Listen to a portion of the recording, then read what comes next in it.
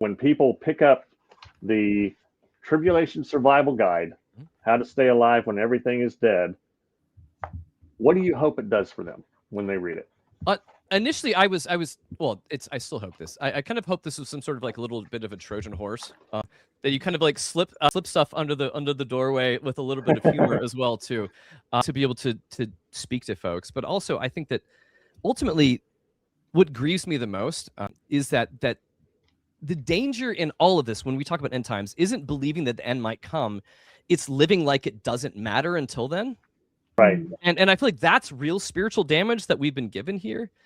And I feel like that harms us as people if that's what we carry. But when we carry that, it also harms others around us. Right. When we don't look at the world as it is, we look at it as we think it's going to be or burned off and everything else like that too. So I don't know. I think it's hope for people to look at things a little differently, to realize that there's more, to realize that the world may not be ending, or the world may be ending. I don't know. The world's always ending. We're always on the verge of catastrophe, and that's just human nature. But that I think there's more to do. There's more living to do than to waiting for the end. That's right. That's right. I love that. I want to say that again. There's more living to do than waiting for the end.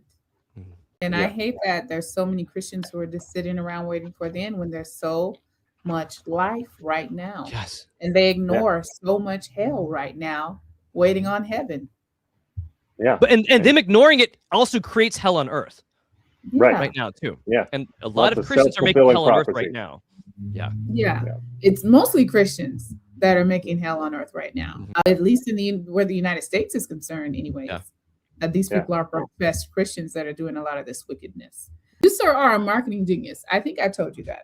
And I want to share one more of your videos before we wind down and wrap this up. I just think they're so hilarious, and I want the people to enjoy them like I did. So I'm just going to share one more, and then we're going to wind up here and give you the last word and the word on the street here. Check this out, you guys. When life gets a little end of the worldy, stay cool. With the Tribulation Survival Guide, you've got practical answers for every apocalyptic inconvenience. Whatever comes down, you can look up.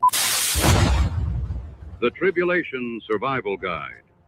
How to Stay Alive When Everything Else is Dead. Available now. No, the trumpet, until it was too late. That's kind of scary, right?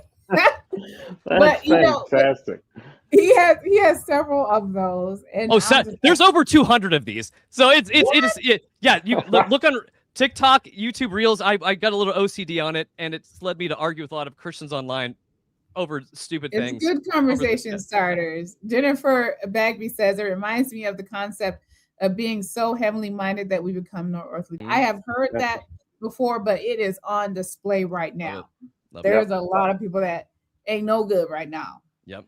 They ain't good. They ain't no good for nobody. Just sitting around waiting for Jesus to come back. And they're going to be waiting.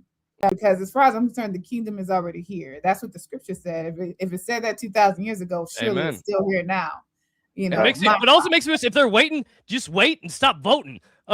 It's part of it. That part. if the end is coming, why do you need to vote? Why do you need to keep voting in this asshole? But yeah. You're right. Well, thank God he's on his last term, or so we think. You never can tell these days what is going to happen.